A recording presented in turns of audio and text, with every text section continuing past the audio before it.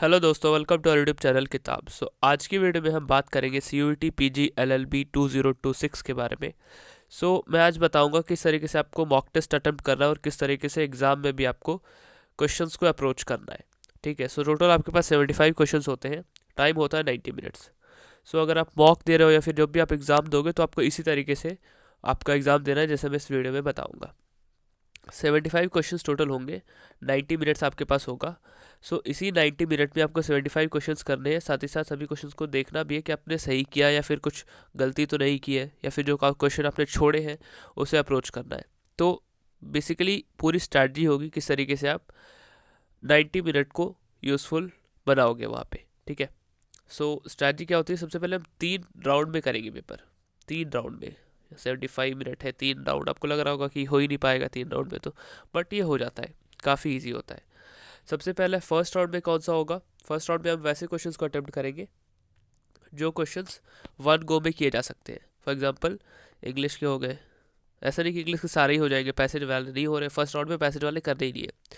जैसे कुछ ग्रामर का क्वेश्चन आ गया, वो कैब आ गया, इंग्लिश हो गया, फिर आपका हो जाएगा थोड़े कंप्यूटर के क्वेश्चंस हो गए, जो भी। या फिर मैथ्स में भी अगर आपको लग रहा है कि वन गो में फर्स्ट में आप कर सकते हो, बहुत कैलकुलेशन नहीं है, इजीली हो सकता है, तो वहीं पे कर दो।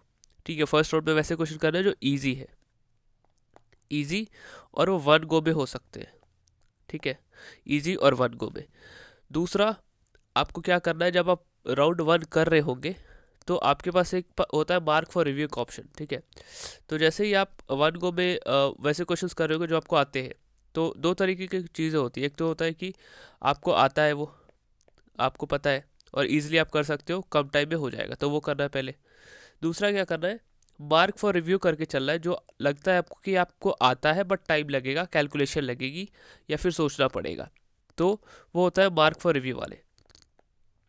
ठीक है। मार्क फॉर रिव्यू कर देना उन्हें, मार्क फॉर रिव्यू। क्यों? क्योंकि जब आप राउंड वन कंप्लीट कर लोगे, जो कि इजी टू गो होगा आपके लिए, फिर आप राउंड टू पे आ सकते हो। फिर से आप स्टार्ट करोगे, जो भी मार्क फॉर रिव्यू वाले क्वेश्चन है बस वो अटेम्प्ट करने हैं, जिसमें आपकी थोड़ी कैलकुलेशन लग सकती है। कुछ पैसेज हो गया जो आपको लगता है हो जाएगा, या फिर जो भी क्वेश्चन है जो हो जाएगा बट थोड़ा टाइम लगेगा, उसमें हम राउंड टू में करते हैं। ठीक है। राउंड वन और राउंड टू काफ़ी ज़्यादा इंपॉर्टेंट होता है। इन दोनों को कंप्लीट करने के बाद आप आओगे राउंड थ्री पे, जो क्वेश्चंस आपको थोड़े डाउटफुल लगते हैं या फिर नहीं आते हैं, तो राउंड थ्री में हम वो क्वेश्चंस को करते हैं। ठीक है। अगर आप इस स्ट्रैटी से अगर आप क्वेश्चन को अटेम्प्ट करोगे तो आपका कम से कम टाइम में आपका पेपर हो जाएगा। इवन जब मैंने एग्ज़ाम दिया था तो मेरे पास 25 मिनट्स बच रहे थे और एग्ज़ाम मेरा हो गया था। ठीक है। राउंड वन में क्या है, ऐसे क्वेश्चंस जो कि ईजी है और वन गो में किए जा सकते हैं। ठीक है। और आप इसे प्रैक्टिस कैसे करोगे? आप डायरेक्ट एग्ज़ाम में जाओगे तो डायरेक्ट आपको ये चीज़ें तो याद नहीं आएंगी, तो इसके लिए आपको मॉक टेस्ट भी अटेम्प्ट करना पड़ेगा। ठीक है।